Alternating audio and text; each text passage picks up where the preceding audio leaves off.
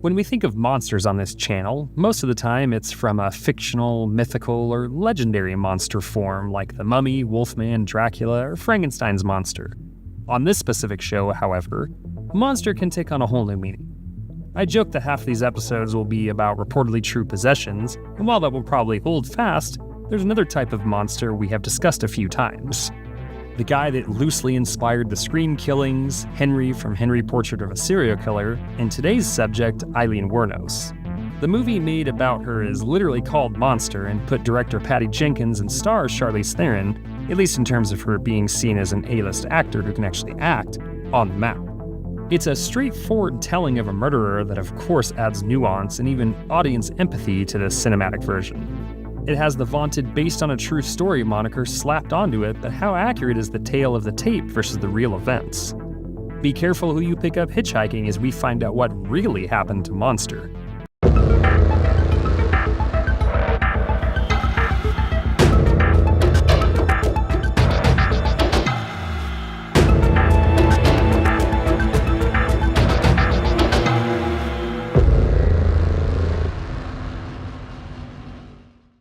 Relative unknown Patty Jenkins had only 2 short films to her name when she decided to write a screenplay based on Aileen Wuornos, who was one of the most notorious female serial killers of the 20th century.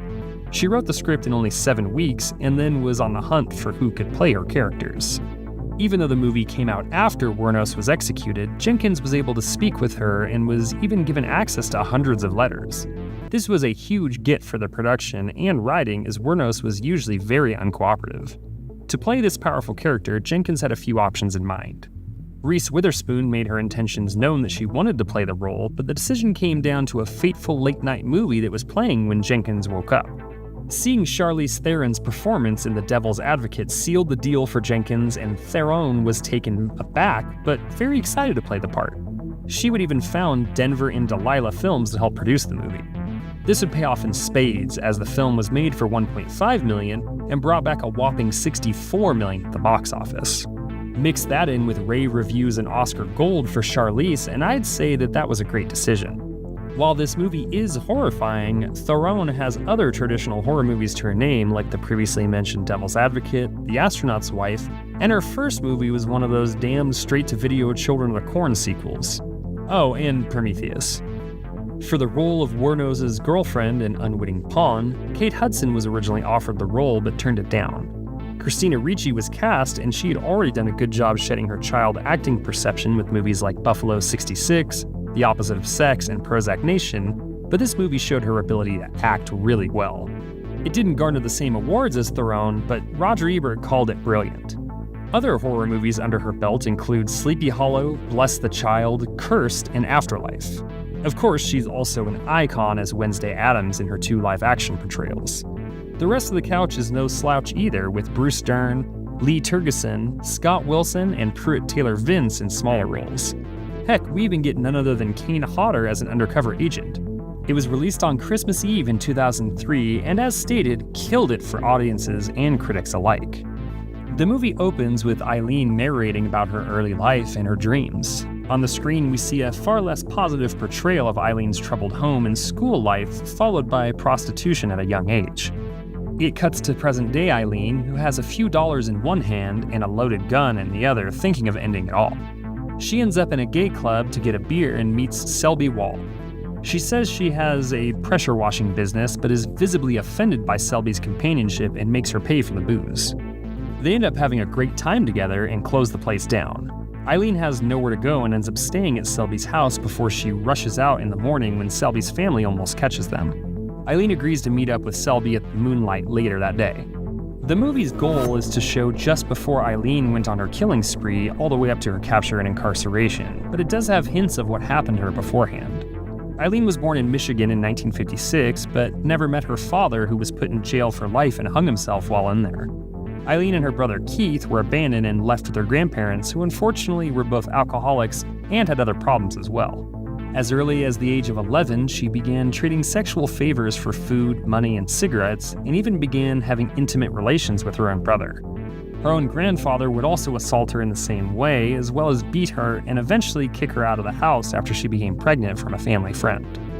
She gave birth in a women's home and gave the child up for adoption. Just like the movie states, she moved throughout the country supporting herself via prostitution. There was a marriage that we never heard about and a lot of other incidents before she finally met 24-year-old Tyria Moore, who was a hotel maid.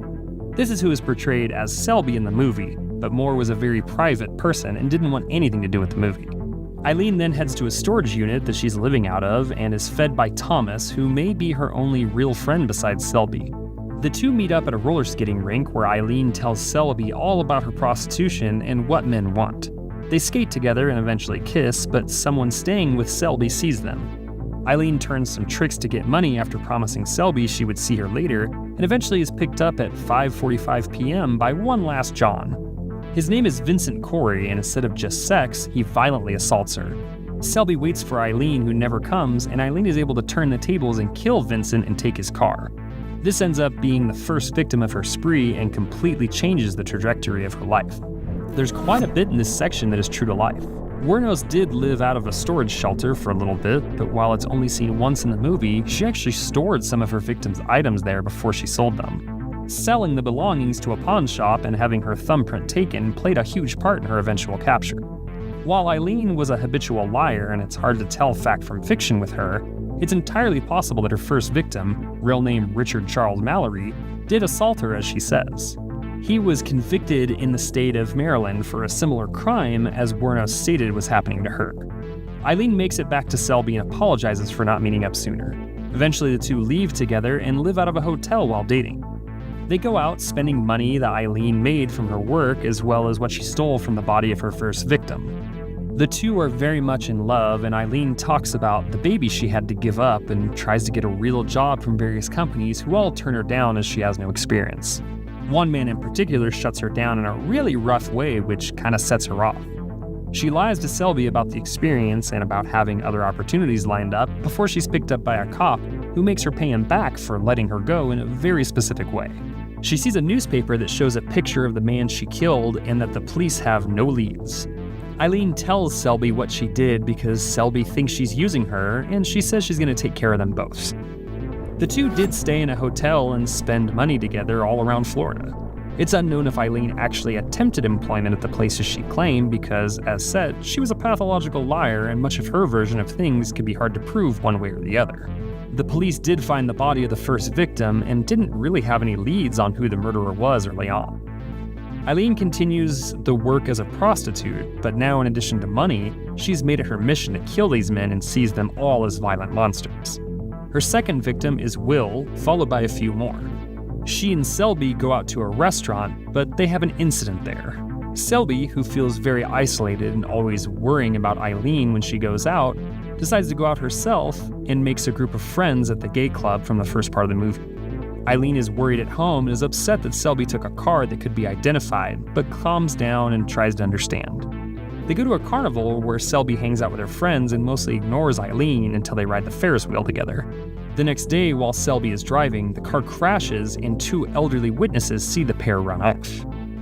Director Patty Jenkins agreed to change Tyria Moore's name and likeness for her participation. Much of Selby's character in the movie, apart from being in a relationship with Wuornos, was made up to give Richie more to do.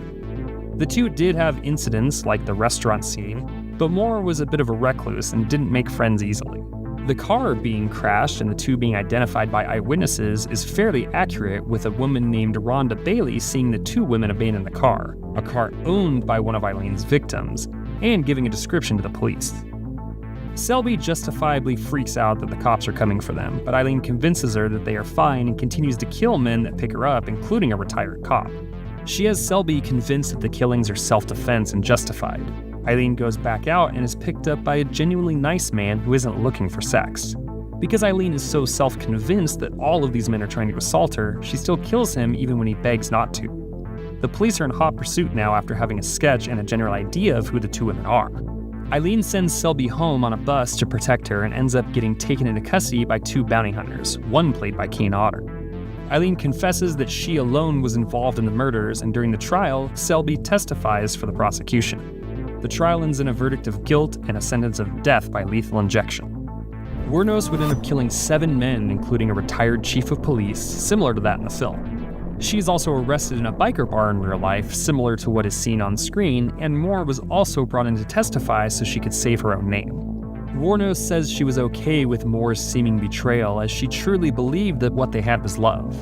Wuornos was convicted of 6 counts of murder and sentenced to death, where she was killed via lethal injection on October 9, 2002. Patty Jenkins changed a handful of details, but kept a lot of the tone of Wuornos and her crimes true.